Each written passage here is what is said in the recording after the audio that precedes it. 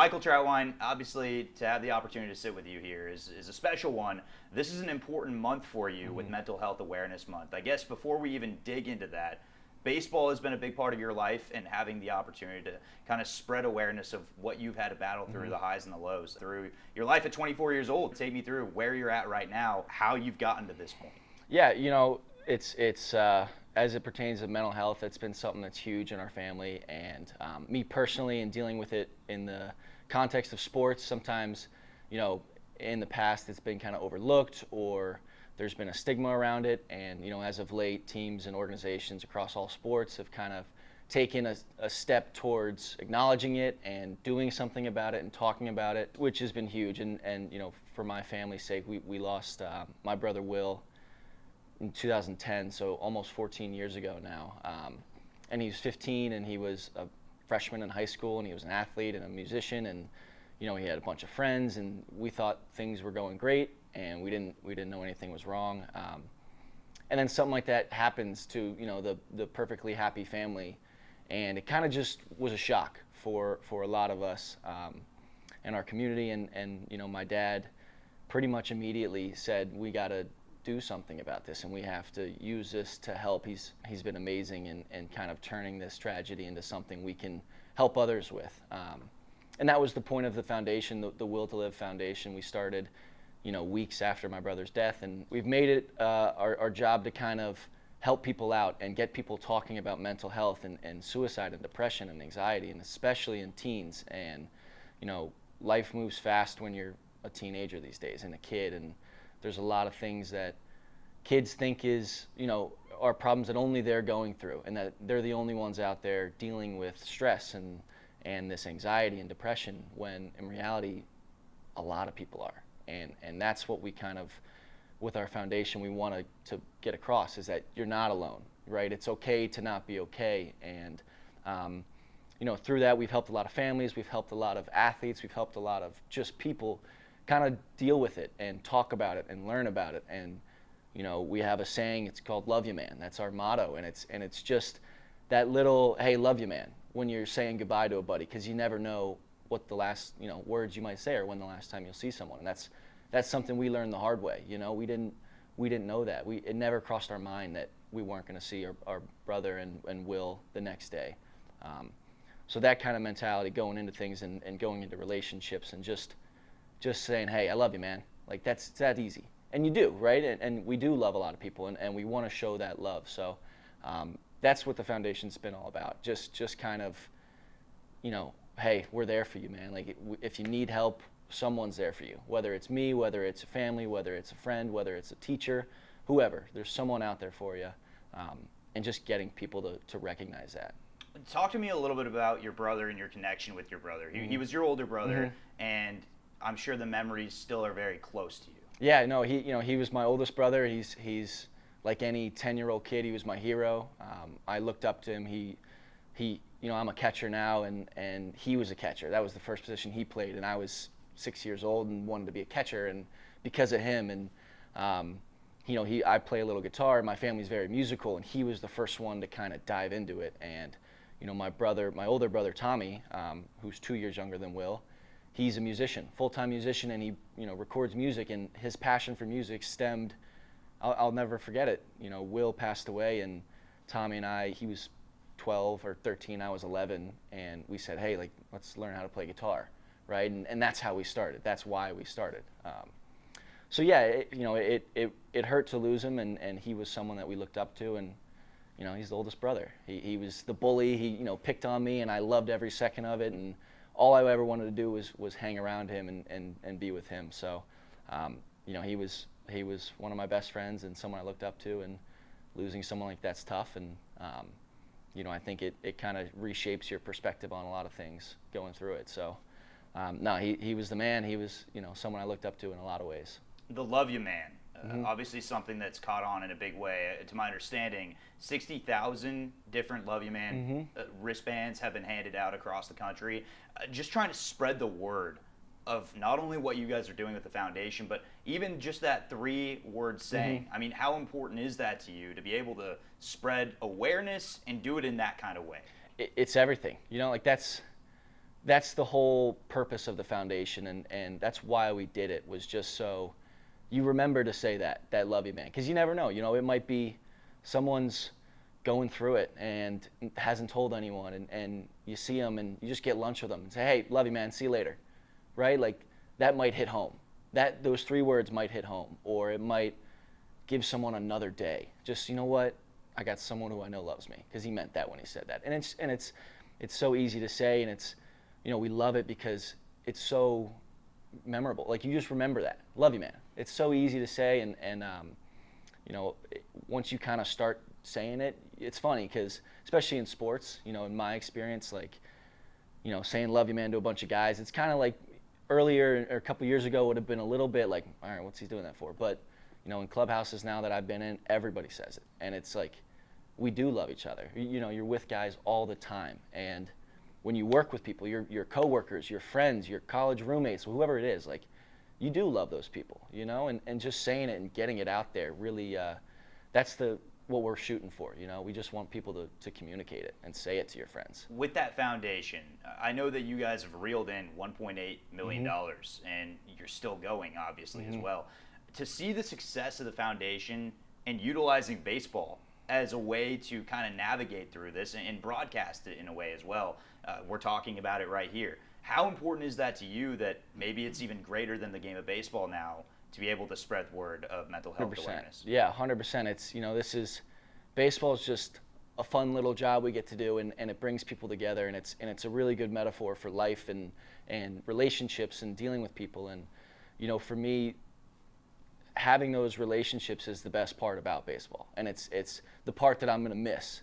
I won't miss swinging over changeups in 20 years, or striking out, or hitting homers. I won't miss that stuff. But, hanging out with the guys and bus rides and, just talking shop with the boys all the time, like that's the real fun stuff, and that's the stuff that sticks with you and the stuff that you love. And so yeah, like this, I say that the baseball is a metaphor for life, but just having those relationships and being close to people and spending time with them and being vulnerable and kind of talking about the things that are important to you. That's something that it's been a vehicle for the Will Live Foundation, and my experience and my dad's as well. Is just, baseball's so hard, and it's this little, sport we play, and we stress about it, and guys freak out about it, but at the same time, it feeds families, and it's people's livelihoods and passions. But being able to look past that and say, what's it all about?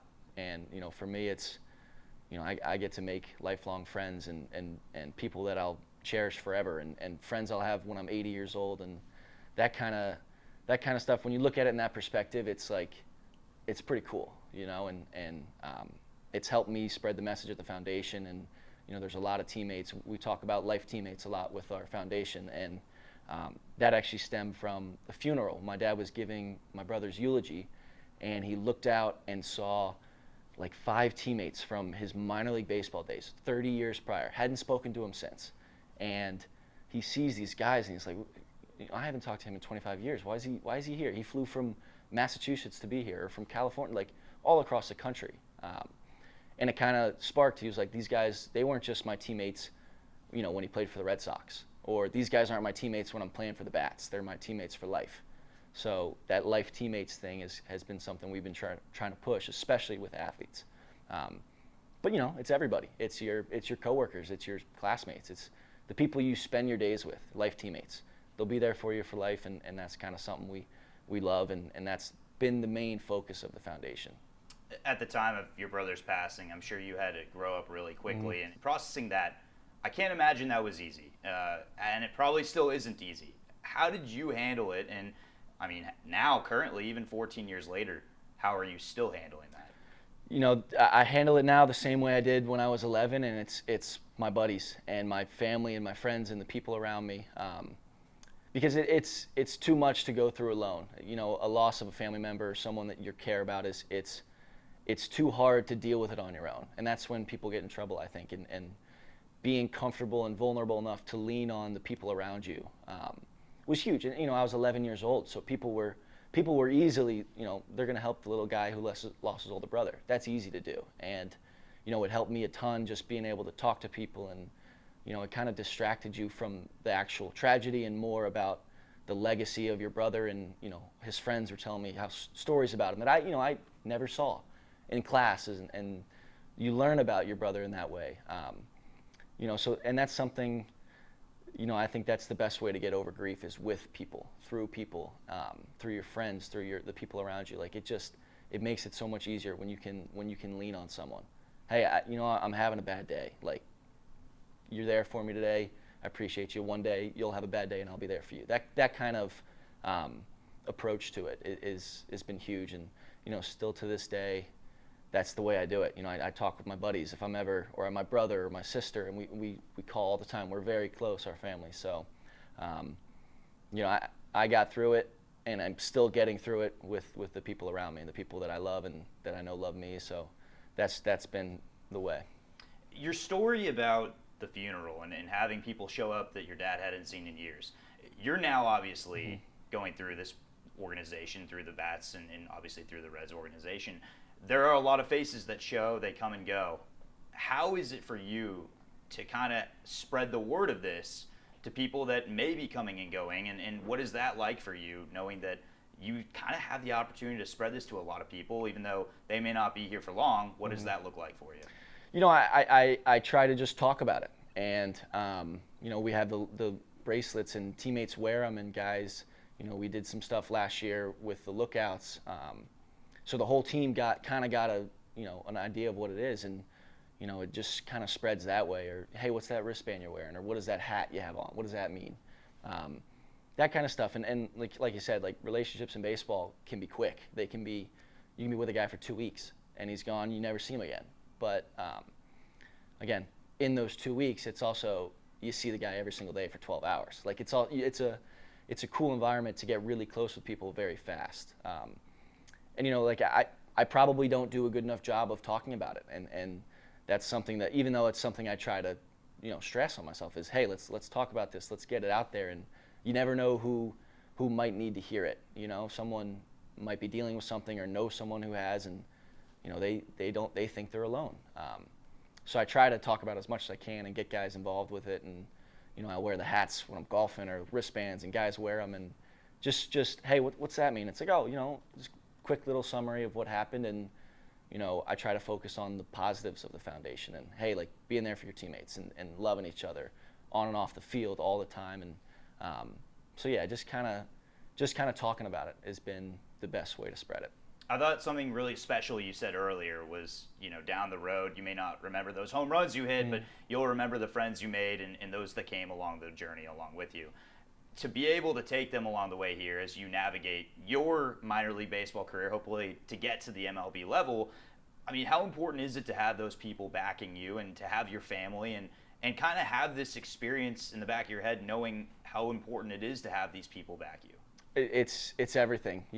That's the way I look at it. It's the reason. I love the game of baseball. I love playing, but like I said, I love being on the team. I love being in baseball for everything that it encapsulates. And it's everything. Go ask anybody. If you ask any baseball player, I'm sure at their core, what they love the most is, like, just being with the guys, and just this lifestyle of having teammates all around you, and getting close with guys. And that's the fun stuff. It's the good stuff. So, going through it for the rest of my life, I know I have guys that I'll talk to till I'm 80 years old, till I pass, like, however long. It's cool to know that, and it's cool to recognize it now while you're doing it, which is something, you always, I wish we knew it was the good old days. That's, the foundation's helped me realize, like, these are the good old days, and just trying to appreciate that as I go. And again, I don't do it perfectly, and I'm sure I get caught up in a lot of stuff, success, failure, whatever it is, but just trying to go back to that, hey man, like, enjoy where you're at and the people you're with. Like, this is fun. This is great. So yeah, it's everything to me. To go with the message of spreading awareness of the foundation, how can people get involved, for those that are watching this, for those in the Louisville community that just simply want to know more? What can they do? Yeah, our website is www.will-2-live.org, and that's a good start. Just checking it out, kind of seeing what we have to say. But for us, we just want the message. It's not about the Will to Live Foundation. It's about helping people. So if that's your first steps, saying "love you, man" to someone, or to say, "Hey, let's, how you doing," and really care about their answer. If be honest, what's going on? Are you all right? And that kind of stuff is the important thing. We love just helping people out and just getting you to talk about it, because that's the step. That's what changes things in people's lives, is making it normal to talk about it and to not be okay, and to recognize that, yeah, you might need help from a friend one day, and that's perfectly fine, and there's nothing wrong with that. So for anybody in the community, just talk about it. Just ask your friend how you're doing. Check in on people. Tell them you love them when you do. That's the biggest thing. With it being Mental Health Awareness Month, how important is it for people to recognize how crucial it is to see the signs and also just spread awareness as you have been doing? I think everybody's been connected to suicide or depression or something along that, whether it's a friend or family member or a friend of a friend. Like, we all have a story. We all have a connection, and it's for whatever reason. You talk about cancer research, and everybody talks about it, and it's everywhere, and you can talk about it no awkward, but it comes to depression and suicide, and people kind of take a step back, and they don't talk about it as openly and freely and vulnerably, and that's what we need. That's the next step, is treating it like an illness, because it is an illness. Mental health is an illness. Depression is an illness. And when we can approach it the same way we approach the flu or cancer or something where, we think it's medical, and there's not this stigma around it, that's where we kind of make strides and really get people kind of talking about it and making something good out of it. So, yeah, I think it's just ending the stigma, getting people to talk about it, and incorporating it into your lives and your relationships with your friends and family. Fans get to come out here, watch you every single day. Knowing your message and knowing what you carry on your sleeve, how crucial is it for you to go out there and take the field every day, honoring your brother and obviously also spreading the word as well? It's everything to me, and I try to think, I just want to be a good person at the end of the day, and I want people to remember, hey, like, I liked playing against him, or I liked playing with him, because that's what my brother was. He was a great teammate, and he was the guy who was laughing and having fun, and guys wanted to be around him. So I don't think my brother ever cares if I get a hit or not, and that's not the important stuff. It's being a good person out there and representing the values you believe in, day in and day out, and kind of holding to that. So, I think just being a good guy and enjoying it, having fun, and laughing, enjoying it while I'm doing it is the biggest thing. I think it's safe to say we'll be very proud of what you've been able to do, Thank both you. Yeah. on and off the field as well. Michael, it's been a pleasure. Thank you so much for taking the time. I know it's not easy to talk about these things, but you did a beautiful job at that. Awesome. Thank you. Appreciate you.